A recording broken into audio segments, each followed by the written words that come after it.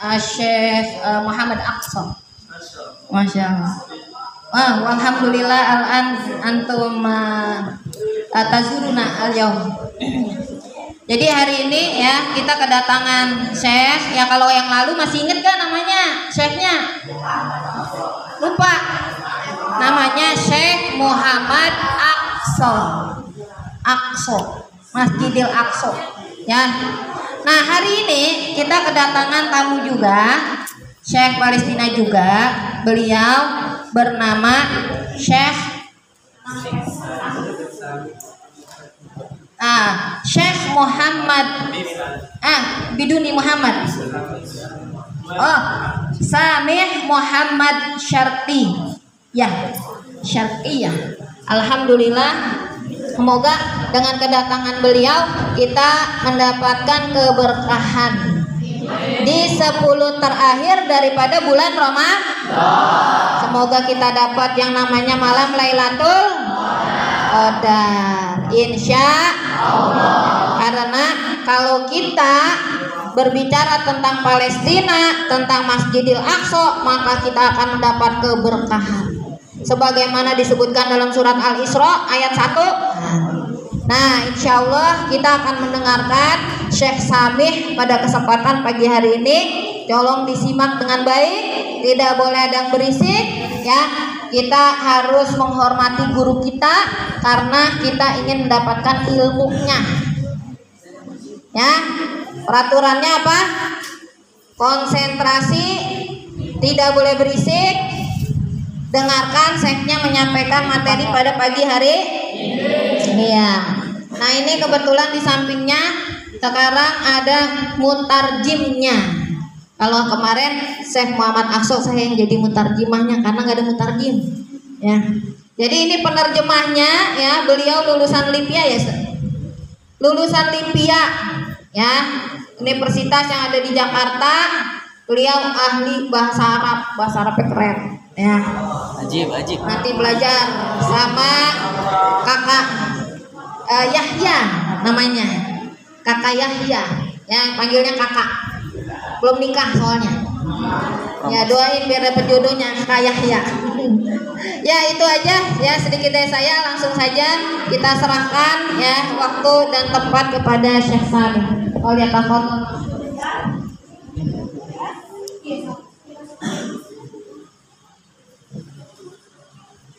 Assalamualaikum warahmatullahi wabarakatuh. Waalaikumsalam warahmatullahi wabarakatuh. Apa kabar? Masya Allah. أسأل الله عز وجل أن يحفظكم بحفظه ويجعلكم من أهل القرآن حقا وصدقا. Saya dari Palestina, saya tinggal di Lebanon. أسأل الله عز وجل أن يجمعنا وإياكم في المسجد الأقصى المبارك محررين فاتحين منتصرين بإذن الله تبارك وتعالى. Baik, saudara kedengaran? Amin ya. Jadi yang pertama Syekhnya nanya apa? Terus yang kedua Syekhnya mendoakan supaya semoga panjang nih adik-adik buat teman-teman. Adik-adik atau kesayangan. Semoga adik-adik diberkahi hafalan Qurannya. Amin. Dijaga hafalannya. Amin. Dan jadi penghafal Quran juga. Amin. Dan beliau tadi doain juga nih supaya teman-teman dan adik-adik sekalian bisa kumpul bareng-bareng lagi di Masjid Aqsa. Takbir. Allah. Takbir. Allah. Takbir. Allah. Halo. Masya Allah. جميل. إذن فعلينا أن نجتهد في طريق حفظ القرآن إن أردنا حقا أن نكون محررين لبيت المقدس. فجيل القرآن هو الجيل الذي سيحرر المسجد الأقصى بإذن الله تبارك وتعالى. Oke. Baik, tadi beliau menyampaikan karena adik-adik ini Al-Aqsa, pengen nggak bebas Masjid Al-Aqsa?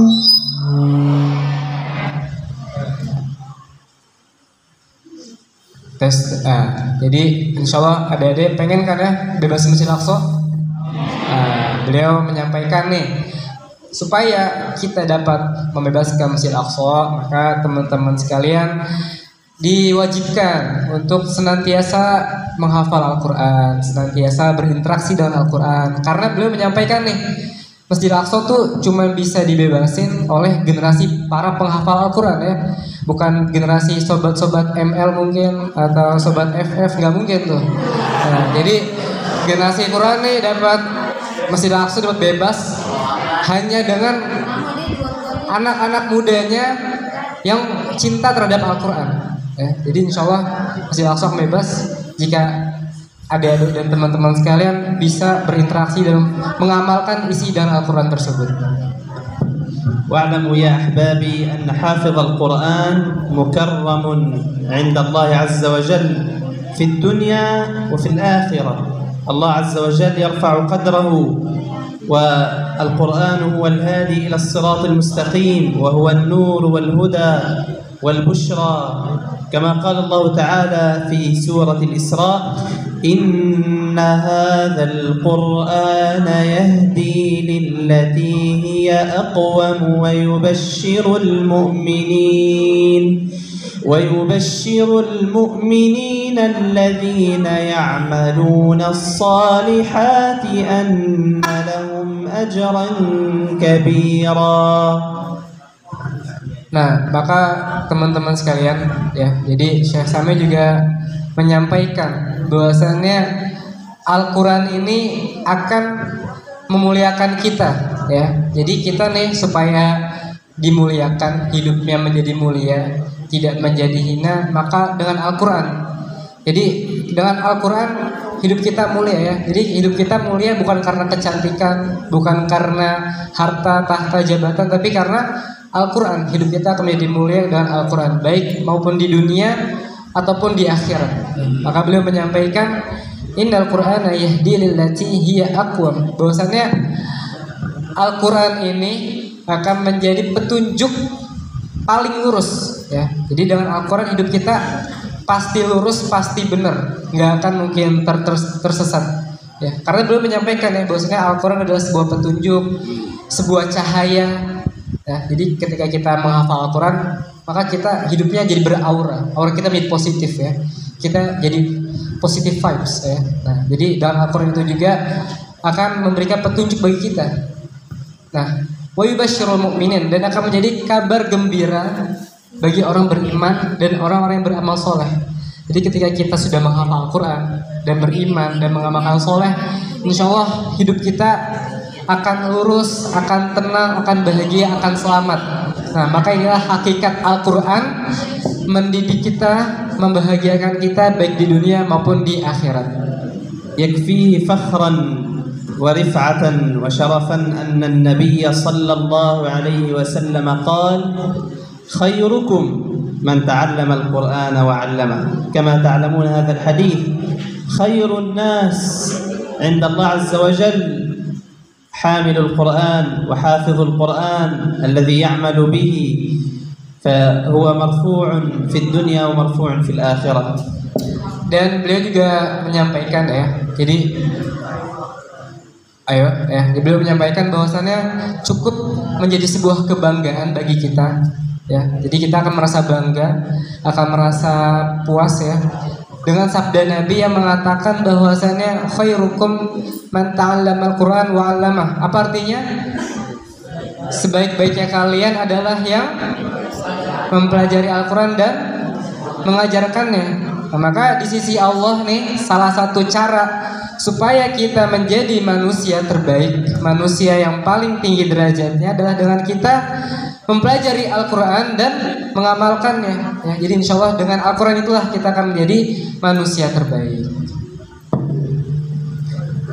لذلك أريد منكم وعدا وعهدا قدر المستطاع أن تعدوني أن تحفظوا القرآن الكريم كاملا بإذن الله. هل تعدونني بذلك؟ Beliau ingin kalian berkomitmen mengambil sebuah komitmen janji supaya dapat menghafal Al-Quran seluruhnya walaupun sedikit-sedikit. Apakah adik-adik teman-teman bersedia? Bersedia? Takbir, Allahu Akbar.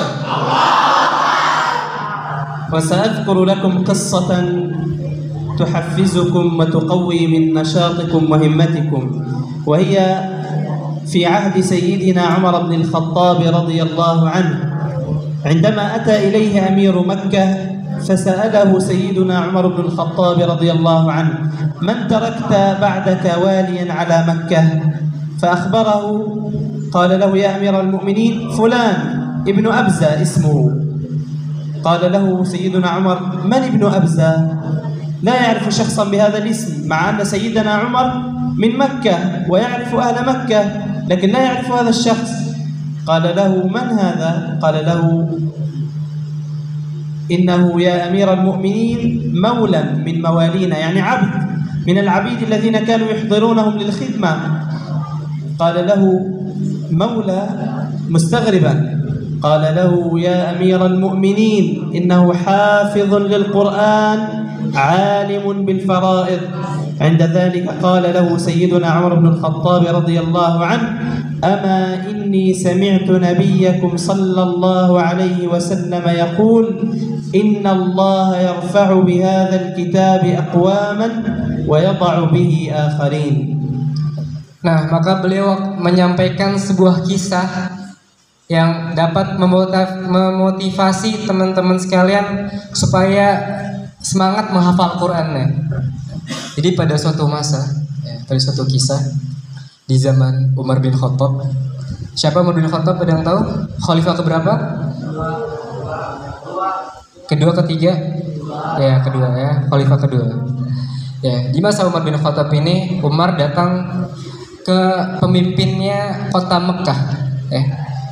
Lalu Umar bertanya nih ke pemimpin kota Mekah saat itu, ya Amir, wahai gubernur, ketika engkau tidak ada, engkau akan memberikannya kepimpinan ini kepada siapa? Ya, jadi Umar nanya nih, setelah antum siapa nih pemimpinnya? Terus kata pemimpin ini, beliau menjawab, si Fulan. Ya, jawabnya, siapa namanya? Namanya Ibnu Abzah, ya, Ibnu Abzah. Ya. Lalu Umar nih, ya, Umar lahirnya di Mekah atau di Madinah? Ada yang tahu? Ya, Umar orang Mekah ya. Nah, Umar nih nggak kenal nih siapa Ibnu Abzah, padahal dia orang Mekah, tapi nggak kenal sama Ibnu Abzah. Ya. Terus ditanya lagi, siapa Ibnu Abzah ini? Kata Umar, nanya ke pemimpin Mekahnya. Kata pemimpin Mekahnya jawab, dia seorang hamba, seorang budak, ya, atau bisa kita gambarkan pembantu tapi lebih rendah dari pembantu, ya, seorang budak yang suka bantu-bantu majikannya. Terus Umar kaget, budak? Ya, terus kata pemimpinnya, ya, dia budak, akan tetapi dia penghafal Al-Quran dan dia jago ilmu faraidnya, ilmu ahli warisnya. Maka dia cocok untuk menjadi pemimpin. Masya Allah. Umar langsung merasa takjub dan mensetujui pemikiran pemimpin Mekah saat itu. Dan beliau menyampaikan sebuah hadis, telah benar sabda Rasul bahwasannya yang fima makna, bahwasannya Allah akan meninggikan suatu derajat kaum tersebut dalam Al-Quran, dan Allah akan menghinakan suatu kaum dalam Al-Quran juga. Maka inilah hakikat Al-Quran itu meninggikan seorang. Bagaimana seorang hamba bisa menjadi seorang pemimpin hanya karena dia menghafal Al-Quran dan jago ilmu warisnya. Nah, inilah jika teman-teman menghafal Al-Quran, insya Allah derajat teman-teman nih akan naik, ya, akan terus naik. Nah, ini izin menambahkan sedikit, ini di luar mutarjim, di luar penerjemah, di luar perkataan Syekh ya. Teman-teman tahu tisu? Tisu biasanya buat ngelap apa? Buat ngelap ingus ya? Ya enggak? Nah, misalnya buat ngelap ingus, buat ngelap muka, keringat. Nah, tisu tersebut nih, tisu ya. Misalkan yang pakai celana jeans siapa namanya? Siapa namanya? Golib. Abdul Golim. Nah, Abdul Golim tulis ayat Al-Quran misalkan Al-Ikhlas di tisu tersebut. Nah, jadi di tisu tadi yang tadinya kosong ada ayat Al-Quran nih. Kira-kira tisu tadi mau dipakai buat ngelap ingus atau enggak? Karena apa? Karena ada ayat Qurannya kan? Nah, itu salah satu sederhananya itu ya. Yang tadinya kertas kosong diisi ayat Al-Quran, kita aja enggan buat ngelap tisu. Yang tadi benda mati tiba-tiba memiliki nilai berharga. Maka apalah diri kita yang tadinya nggak ada Al-Quran diisi dengan Al-Quran, maka derajat kita otomatis akan naik. Sebagaimana tadi Ibnu Abzah yang tadi seorang budak, dia menghafal Al-Quran dan dijadikan pemimpin. Nah, inilah hakikat Al-Quran menaikkan derajat diri kita. لذلك كان الصحابة رضي الله عنهم يحرصون جدا على تعليم أبنائهم القرآن، وكذلك التابعون ومن بعدهم. القرون الأولى كان الطالب قبل 10 سنوات لا يحفظ إلا القرآن، لا يمسك أي مادة سوى القرآن. لذلك كثر عندهم الذين يحفظون القرآن وهم صغار. Nah, maka karena itulah para sahabat terdahulu, para tabi'in menganjurkan untuk fokus terhadap Al-Quran dahulu sebelum segala sesuatu untuk dipelajari. Di para sahabat, para tabi'in, mereka sebelum umurnya usia 10 tahun mereka fokus di dalam Al-Quran, tidak memegang kitab apapun kecuali sudah menyelesaikan Al-Quran, karena mereka mengetahui bahwasanya pentingnya Al-Quran di dalam kehidupan mereka, baik di dunia maupun kehidupan di akhirat kelak.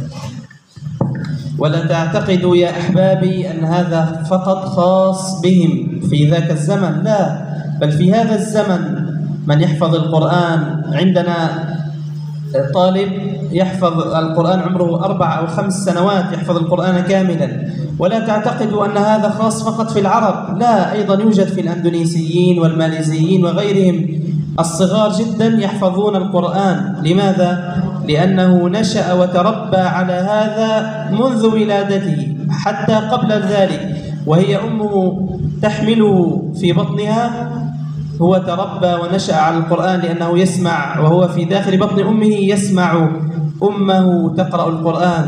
هو لا يفهم ولا يعرف، لكن عندما يصبح يتكلم يعرف أن هذا الذي كان يسمعه في بطن أمه.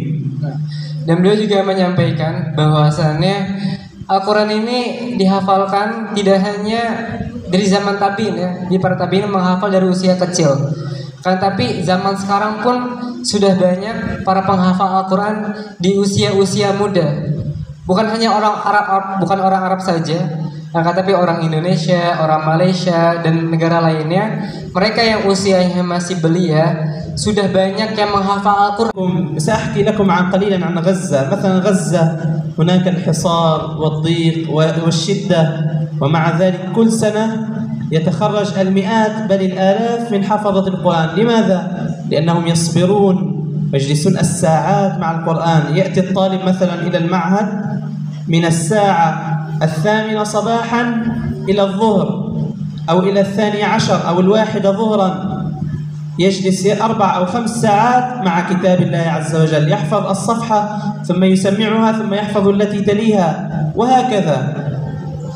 Nah, maka beliau juga menyampaikan juga nih bahwasannya alhamdulillah teman-teman semua nih dalam kondisi aman ya, dalam kondisi tentram, dalam kondisi damai, tidak ada peperangan, berbeda dengan kondisi saudara kita yang ada di Palestina, di Gaza. Mereka yang setiap harinya dibombardir, diblokade, keadaan sangat-sangat sulit, akan tetapi dengan kondisi yang begitu memprihatinkan, tiap tahun beliau menyampaikan sudah memunculkan ratusan bahkan ribuan para penghafal Al-Quran ya. Bahkan mereka di kondisi yang sangat sulit tersebut, mereka dapat menyisihkan waktunya dari jam 8 pagi sampai zuhur untuk fokus menghafal Al-Quran ya, untuk terus fokus terhadap Al-Quran. Karena apa? Karena mereka sabar, karena mereka tahu nih apa fadilah dalam Al-Quran ini. Maka beliau juga menyampaikan maka supaya kita bersyukur dengan nikmat yang Allah telah beri kepada kita, nikmat sehat, nikmat damai, keamanan. Maka kita bersyukur dengan menghafal Al-Quran tersebut. Insya Allah jika warga Gaza aja dengan kondisi yang seperti sesulit itu bisa, maka insya Allah teman-teman pasti lebih bisa dapat menghafal Al-Quran. مع أن كثير من العائلات بعضهم يجلس 10 أشخاص أو أكثر من العائلة في غرفة واحدة فقط، ليس عندهم إلا غرفة واحدة. عندما يريد أن يحفظ أو يدرس بعضهم يذهب إلى مكان بعيد أو إلى الشاطئ ويجلس على الشاطئ يحفظ أو يدرس ويتعلم. لماذا؟ لأنه يريد أن يتعلم، يريد الغاية، ويعلمون أن طريق النصر عن طريق حفظ القرآن الكريم. Dan bagaimana cara menghafal orang Gaza? Mereka menghafal di tempat-tempat yang mereka mungkin untuk hafal, di kamar-kamar ya, di kamar tersebut ada 10 orang bersama ibunya dan mereka berusaha untuk menghafal. Kadang mereka juga pergi ke pantai dalam rangka menghafal karena mereka fokusnya adalah dengan tujuan menghafal tersebut. Mereka tidak peduli dengan kondisi yang mereka lalui, dengan kondisi apapun, tapi karena mereka sudah tahu tujuannya, sudah tahu himmahnya, semangatnya, maka mereka ahlu Gaza semangat dan menghafal Al-Quran dengan kondisi apapun dan di tempat manapun. Jadi teman-teman sekalian, tidak ada alasan untuk tidak menghafal Al-Quran ya. Misalkan di kelas, di masjid, di kamar, usahakan pegang Al-Quran dan terus membaca Al-Quran. وهذا الشيء سيؤثر عليك في كل أمور حياتك، سيؤثر على أخلاقك النبيلة، سيؤثر على تصرفاتك، سيؤثر على معاملاتك. لذلك عندما سئلت أم المؤمنين عائشة رضي الله عنها أو سئل غيرها كيف كان النبي صلى الله عليه وسلم، وصفوه بأنه كان قرآنا يمشي على الأرض. كيف يعني؟ بتصرفاته وأخلاقه كأنه يعمل بما في القرآن. لذلك كان خلق النبي صلى الله عليه وسلم القرآن. Maka setelah kita dapat senantiasa berinteraksi dengan Al-Quran, maka insya Allah Al-Quran itu akan merubah kita, akan merubah perangai kita, akhlak kita, sifat kita, watak kita. Sebagaimana Aisyah ketika ditanya bagaimana akhlaknya Rasulullah, maka Aisyah menjawab dengan sebuah kalimat yang indah ya, bahwasanya Rasulullah itu seakan-akan mushaf Quran yang berjalan ya, seakan-akan semua isi kandungan dalam Al-Quran sudah berada di dalam diri Nabi kita, Nabi Muhammad SAW ya. Ini adalah akibat dengan senantiasanya berinteraksi Nabi kita dengan Al-Quran. Maka begitu pula juga dengan diri kita. Ketika diri kita senantiasa berinteraksi dengan Al-Quran, maka insya Allah akan memperbagus, merubah akhlak kita. Maka inilah sebuah nikmat dari fadilah Al-Quran. وأخيرا فإن من كرم القرآن وعظمه عظم سوره وآياته، ومنها سورة الإسراء التي تتحدث عن هذه الحادثة العظيمة تعرفونها أغلبكم. عندما أسري بالنبي صلى الله عليه وسلم من مكة من المسجد الحرام إلى المسجد الأقصى فصلى بالأنبياء إماما ثم عرج به إلى السماء ليدلنا على أن المسجد الأقصى هو بوابة السماء. لذلك وجب علينا نصرة المسجد الأقصى لأنه من صلب عقيدتنا ومن صلب ديننا، وقضيته قضية إسلامية وهو أحد المساجد التي تشد إليها الرحال. Maka beliau menyampaikan jika kita memang sudah memuliakan Al-Quran, maka insya Allah kita juga akan memuliakan kandungan isi dalam Al-Quran, ayat-ayat dan surat-suratnya. Terutama surat Al-Isra ayat pertama yang mengkisahkan tentang Isra dan Mi'rajnya Nabi, yang mana kisah tersebut memberangkatkan Nabi kita dari masjid apa? Dari Masjidil Haram. Di mana Masjidil Haram? Di Mekah, menuju Masjid Al-Aqsa di Palestina, dan diberangkatkan ke Sidratul Muntaha. Masya Allah, beliau menunjukkan sebuah logika ya, bahwasanya sesungguhnya Allah mudah saja ya, bagi Tuhan kita Allah ini mudah saja memberangkatkan Nabi kita dari Masjidil Haram langsung ke Sidratul Muntaha, akan tapi Allah berangkatkan dulu nih Nabi kita Nabi Muhammad ke Masjidil Aqsa, seakan-akan menunjukkan bahwasannya Masjidil Aqsa merupakan gerbang pintu ke langit, seakan-akan memberikan kesan bahwasannya Masjidil Aqsa ini mempunyai peran penting bagi umat Islam, ya. Seakan-akan juga menunjukkan bahwasannya Masjidil Aqsa merupakan akidah bagi kita umat Islam. Maka inilah penting bagi kita untuk terus memperhatikan urusan-urusan Masjidil Aqsa. لذلك الجيل الذي سيحرر المسجد الأقصى بإذن الله هو جيل القرآن، وسأنشد معكم نشيدا عن فلسطين وعن بيت المقدس. Maka beliau menyampaikan, maka dengan begitulah penting bagi kita untuk menjadi generasi para penghafal Al-Quran, karena hanya generasi penghafal Al-Quran lah yang akan dapat membebaskan Masjidil Aqsa. Siap bebaskan Masjidil Aqsa? Siap? Nah, maka karena kita siap membebaskan Masjidil Aqsa, insya Allah beliau akan menyanyikan sebuah nasyid, ya. Ada suka nasyid? Ya, insya Allah semua suka, ya. Maka beliau akan membacakan sebuah nasyid yang akan membangkitkan semangat kita dalam membebaskan Masjidil Aqsa. Ya, foto Al-ardu lana, al-ardu lana, ikutin. Al-ardu lana,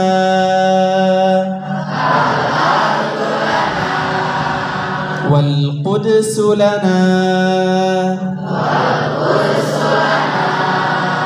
wal-Quds lana, wal-Quds lana, wallahu biquwwatihi ma'ana, wallahu biquwwatihi ma'ana, wallahu biquwwatihi ma'ana, wa jumu'ul kufri, wa jumu'ul kufri, wa jumu'ul kufri, wa jumu'ul kufri, qad ijtama'at, qad ijtama'at, qad ijtama'at, qad ijtama'at, kay tahzimana, kay tahzimana, lan tahzimana, lan tahzimana, al-ardu lana, al-ardu lana, wal-Quds lana, wal-Quds lana, wallahu biquwwatihi ma'ana, wallahu biquwwatihi ma'ana, wa jumu'ul kufri, wa jumu'ul kufri, qad ijtama'at, qad ijtama'at, kay tahzimana, kay tahzimana, lan tahzimana. lan tahzimana. Takbir, Allahu Akbar, takbir. Allahu Akbar.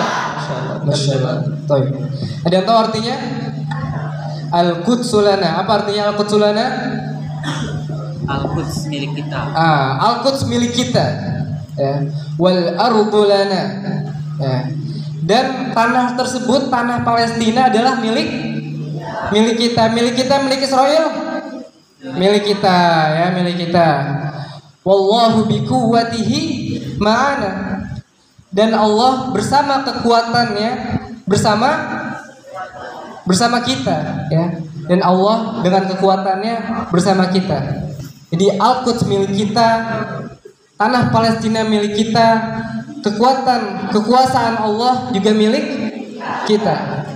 Wa jumu'ul kufri, dan sekumpulan orang-orang kafir qad ijtama'at, telah berkumpul, ya. Para kafir, para orang Israel Yahudi laknatullahi alaihi telah berkumpul untuk mengalahkan kita, kay tahzimana. Akan tetapi beliau menyampaikan lan tahzimana, kita tidak akan dikalahkan, ya. Kita tidak akan dikalahkan. Masya Allah. Siap bebaskan Masjidil Aqsa? Takbir, Allahu Akbar, Allahu Akbar, Allahu Akbar. Masya Allah.